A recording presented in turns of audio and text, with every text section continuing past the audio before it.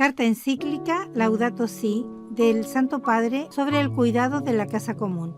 El Papa Francisco ha tratado de analizar la situación actual de la humanidad, tanto en las grietas que observa en el planeta como en las causas más profundas humanas de la degradación ambiental. Esta contemplación de la realidad indica un cambio de rumbo y nos sugiere algunas acciones. Diálogo sobre el medio ambiente en la política internacional. Se ha ido afirmando la tendencia a concebir el planeta como patria y la humanidad como pueblo que habita una casa de todos. Un mundo interdependiente no significa únicamente entender que las consecuencias perjudiciales de los estilos de vida, producción y consumo afectan a todos, sino principalmente procurar que las soluciones se propongan desde una perspectiva global y no solo en defensa de los intereses de algunos países. La interdependencia nos obliga a pensar en un solo mundo, en un proyecto común, pero la misma inteligencia que se utilizó para un enorme desarrollo tecnológico no logra encontrar formas eficientes de gestión internacional en orden a resolver las graves dificultades ambientales y sociales. Para afrontar los problemas de fondo que no pueden ser resueltos por acciones de países aislados, es indispensable un consenso mundial que lleve, por ejemplo, a programar una agricultura sostenible y diversificada, a desarrollar formas renovables y poco contaminantes de energía, a fomentar una mayor eficiencia energética, a promover una gestión más adecuada de los recursos forestales y marinos, a asegurar a todos el acceso al agua potable.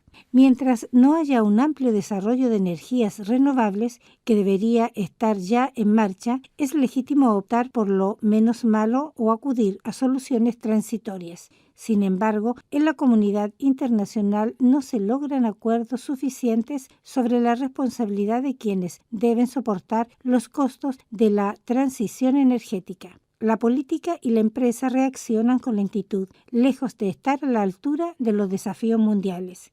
El movimiento ecológico mundial ha hecho ya un largo recorrido, enriquecido por el esfuerzo de muchas organizaciones de la sociedad civil. Gracias a tanta entrega, las cuestiones ambientales han estado cada vez más presentes en la agenda pública y se han convertido en una invitación constante a pensar a largo plazo.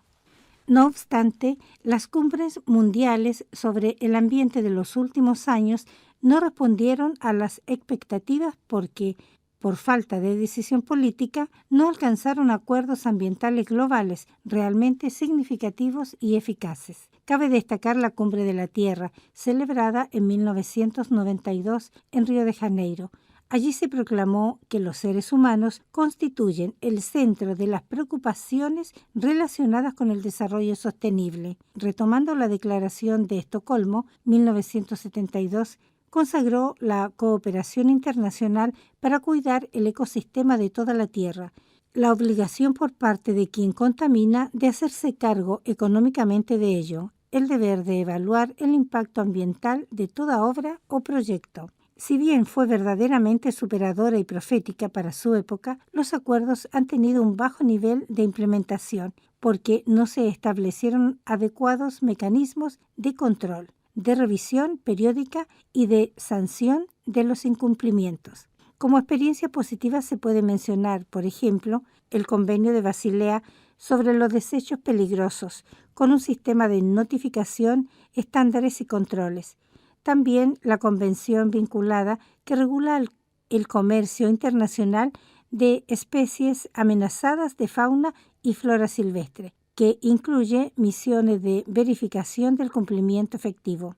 Gracias a la Convención de Viena para la protección de la capa de ozono y a su implementación mediante el Protocolo de Montreal y sus enmiendas, el problema del adelgazamiento de esa capa parece haber entrado en una fase de solución. Las negociaciones internacionales no pueden avanzar significativamente por las posiciones de los países que privilegian sus intereses sobre el bien común global, quienes sufrirán las consecuencias que nosotros intentamos disimular recordarán esta falta de conciencia y de responsabilidad. Los creyentes no podemos dejar de pedirle a Dios por el avance positivo en las discusiones actuales, de manera que las generaciones futuras no sufran las consecuencias de imprudentes retardos. Se corre el peligro de imponer a los países de menores recursos pesados compromisos de reducción de emisión comparables a los de los países más industrializados. La imposición de estas medidas perjudica a los países más necesitados. Así se agrega una nueva injusticia envuelta en el ropaje del cuidado del ambiente. Como siempre, el hilo se corta por lo más débil. Dado que los efectos del cambio climático se harán sentir durante mucho tiempo, aun cuando ahora se tomen medidas estrictas, algunos países con escasos recursos necesitarán ayuda para adaptarse a efectos que ya se están produciendo y que afectan sus economías. Los países pobres necesitan tener como prioridad la erradicación de la miseria y el desarrollo social de sus habitantes, aunque deben analizar el nivel escandaloso de consumo de algunos sectores privilegiados de su población y controlar mejor la corrupción. Deben desarrollar formas menos contaminantes de producción de energía. Para ello necesitan contar con la ayuda de los países que han crecido mucho a costa de la contaminación actual del planeta. El aprovechamiento directo de la abundante energía solar requiere que se establezcan mecanismos y subsidios de modo que los países en desarrollo puedan acceder a transferencias de tecnologías, asistencias técnicas y recursos financieros, prestando atención a las condiciones concretas y adecuadas. Es, ante todo, una decisión ética, fundada en la solidaridad de todos los pueblos. Las relaciones entre estados deben resguardar la soberanía de cada uno, pero también establecer caminos consensuados para evitar catástrofes locales que terminarían afectando a todos. Marcos regulatorios globales que impongan obligaciones y que impide acciones de países poderosos, expulsen a otros países residuos e industrias altamente contaminantes. Mencionemos también el sistema de gobernanza de los océanos, el creciente problema de los residuos marinos y la protección de las áreas marinas más allá de las fronteras nacionales. Continúa planteando un desafío especial, reducción de la contaminación y el desarrollo de los países y regiones pobres, erradicar la pobreza. Benedicto XVI afirmaba, en la línea ya desarrollada por la doctrina social de la Iglesia, para gobernar la economía mundial, para sanear las economías afectadas por la crisis, para prevenir su empeoramiento y mayores desequilibrios consiguientes, para lograr un oportuno desarme integral, la seguridad alimenticia y la paz, para garantizar la salvaguardia del ambiente y regular los flujos migratorios, urge la presencia de una verdadera autoridad política mundial, esbozada por San Juan XXIII. Se necesita promover estrategias internacionales que se anticipen a los problemas más graves que terminan afectando a todos. Diálogo hacia nuevas políticas nacionales y locales. Las cuestiones relacionadas con el ambiente y con el desarrollo económico ya no se pueden plantear solo desde las diferencias entre los países, sino que requieren prestar atención a las políticas nacionales y locales. Cada Estado debe planificar, coordinar, vigilar y sancionar dentro de su propio territorio. La sociedad, ¿cómo ordena y custodia su devenir en un contexto de constantes innovaciones tecnológicas? Un factor que actúa como moderador ejecutivo es el derecho, que establece las reglas para las conductas admitidas a la luz del bien común. Una sociedad sana, madura y soberana actúa como moderador ejecutivo, es el derecho, que establece las reglas para las conductas admitidas a la luz del bien común, movido por los valores que haya nobleza y generosidad. El drama del inmediatismo político, sostenido también por poblaciones consumistas, provoca la necesidad de producir crecimiento a corto plazo. La grandeza política se muestra cuando, en momentos difíciles, se obra por grandes principios y pensando en el bien común a largo plazo. En algunos lugares se están desarrollando cooperativas para la explotación de energías renovables que permiten el autoabastecimiento local e incluso la venta de excedentes. Mientras el orden mundial existente se muestra impotente para asumir responsabilidades, la instancia local puede hacer una diferencia. Allí se genera responsabilidad y sentido comunitario, una especial capacidad de cuidado y una creatividad más generosa, un entrañable amor a la propia tierra, así como se piensa en lo que se deja a los hijos y a los nietos. La sociedad, a través de organismos no gubernamentales y asociaciones intermedias, debe obligar a los gobiernos a desarrollar normativas, procedimientos y controles más rigurosos. En los ámbitos nacionales y locales siempre hay mucho por hacer. Promover las formas de ahorro de energía, quitando del mercado productos que son más contaminantes. Orientar a la modificación del consumo, al desarrollo de una economía de residuos y de reciclaje, a la protección de especies y a la programación de una agricultura diversificada con rotación de cultivos, inversiones en infraestructuras rurales, sistemas de riegos, en el desarrollo de técnicas agrícolas sostenibles, facilitar formas de cooperación y de organización comunitaria que defiendan los intereses de los pequeños productores y preserven los ecosistemas locales. Diálogo y transparencia en los procesos decisionales. La previsión del impacto ambiental de los emprendimientos y proyectos requiere procesos políticos transparentes y sujetos al diálogo. La corrupción esconde el verdadero impacto ambiental de un proyecto a cambio de favores. Se evita informar y debatir. Un estudio del impacto ambiental no debería ser posterior a la elaboración de un proyecto productivo o de cualquier política, plan o programa a desarrollarse. Tiene que insertarse desde el principio y elaborarse de modo interdisciplinario, transparente e independiente de toda presión económica o política. Debe conectarse con el análisis de las condiciones de trabajo y de los posibles efectos en la salud física y mental de las personas, en la economía local, en la seguridad. En la mesa de discusión deben tener un lugar privilegiado los habitantes locales, los que quieren para ellos y para sus hijos. La participación requiere que todos sean informados de los diversos aspectos y de los diferentes riesgos y posibilidades, y no se reduce a la decisión inicial sobre un proyecto no suficientemente analizado. Pueden afectar profundamente la calidad de vida de un lugar, contaminación acústica no prevista, la reducción de la amplitud visual, la pérdida de valores culturales, efectos del uso de energía nuclear. La cultura consumista, que da prioridad al corto plazo y al interés privado, puede alentar trámites demasiado rápidos o consentir el ocultamiento de información. Debe preguntarse, en orden a discernir si aportará a un verdadero desarrollo integral. ¿Quién paga los costos y cómo lo hará?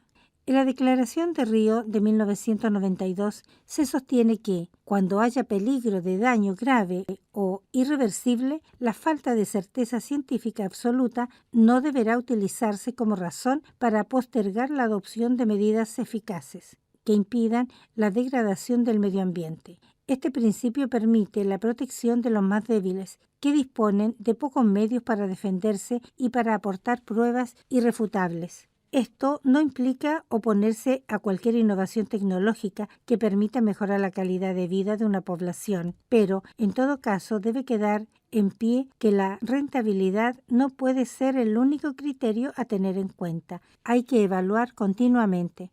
El Papa expresa una vez más que la Iglesia no pretende definir las cuestiones científicas ni sustituir a la política, pero invita a un debate honesto y transparente para que las necesidades particulares o las ideologías no afecten el bien común.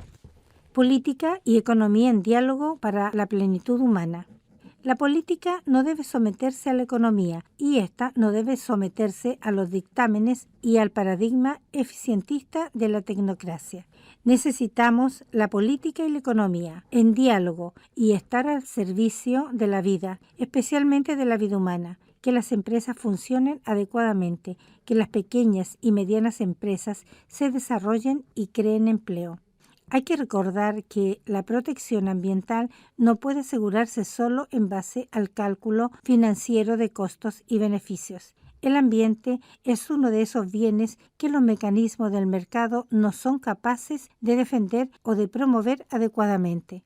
Dentro del esquema del rédito no hay lugar para pensar en los ritmos de la naturaleza, en sus tiempos de degradación y de regeneración, y en la complejidad de los ecosistemas que pueden ser gravemente alterados por la intervención humana. Cuando se habla de biodiversidad, a lo sumo se piensa en ella como un depósito de recursos económicos que podría ser explotados, pero no se considera seriamente el valor real de las cosas, su significado para las personas y las culturas, los intereses y necesidades de los pobres. Los esfuerzos para un uso sostenible de los recursos naturales no son un gasto inútil, sino una inversión que podrá ofrecer otros beneficios económicos a medio plazo. Por ejemplo, un camino de desarrollo productivo más creativo y mejor orientado podría corregir el hecho de que haya una inversión tecnológica excesiva para el consumo y poca para resolver problemas pendientes de la humanidad. Hay que generar formas inteligentes y rentables de reutilización y reciclado. Podría mejorar la eficiencia energética de las ciudades. La diversificación productiva da amplísimas posibilidades a la inteligencia humana para crear e innovar, a la vez que protege el ambiente y crea más fuentes de trabajo.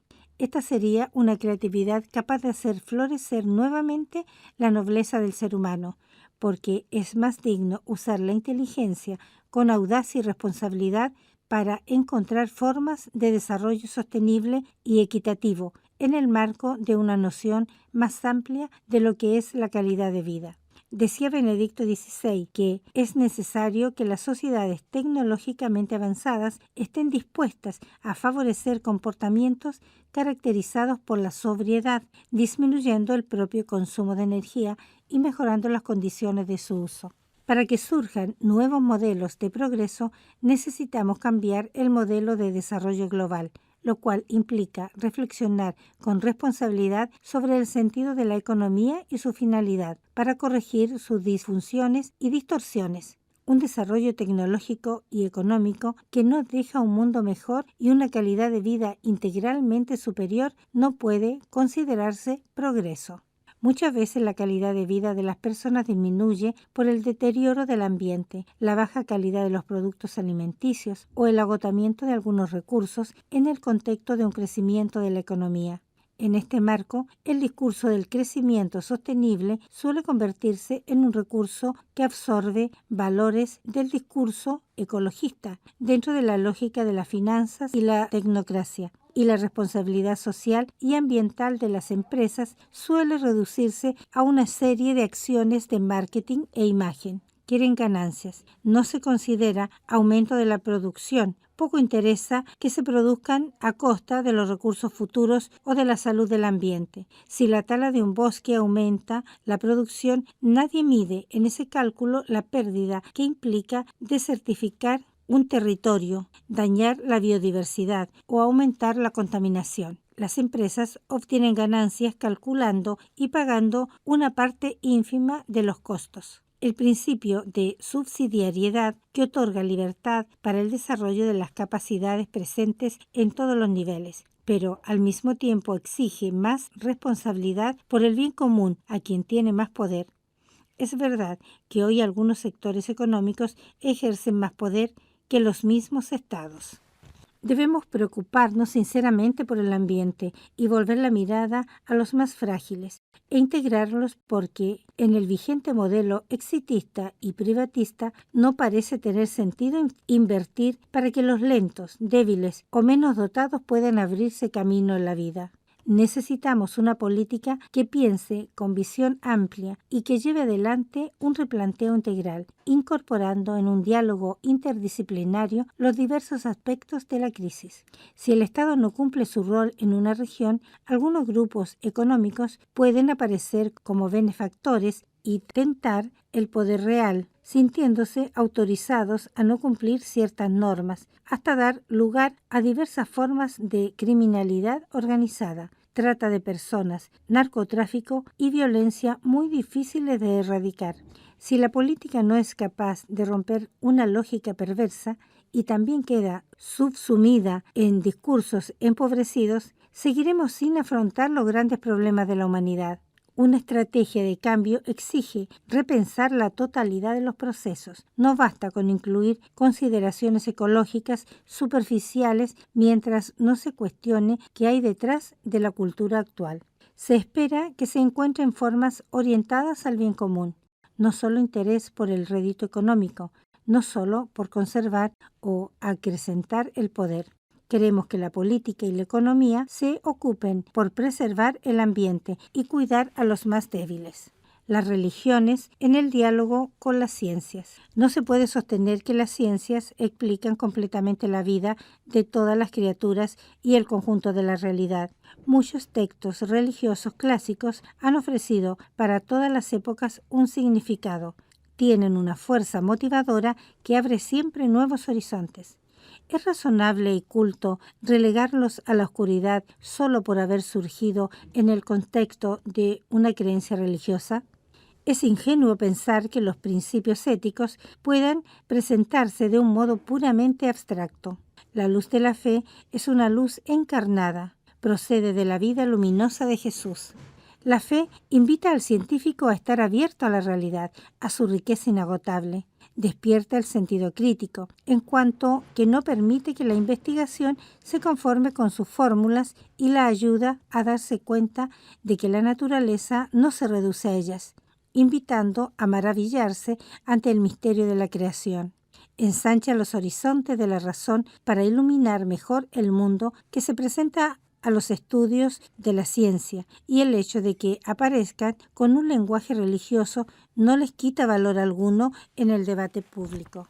Por otra parte, cualquier solución técnica que pretendan aportar las ciencias será importante para resolver los graves problemas del mundo si la humanidad pierde su rumbo, si se olvidan las grandes motivaciones que hacen posible la convivencia, el sacrificio, la bondad. Los creyentes debemos ser coherentes con nuestra propia fe y a no contradecirla con las acciones. Volvamos a abrirnos a la gracia de Dios y a beber en lo más hondo de sus propias convicciones sobre el amor, la justicia y la paz. Reconozcamos con humildad que a veces hemos sido infieles al tesoro de sabiduría que debíamos custodiar.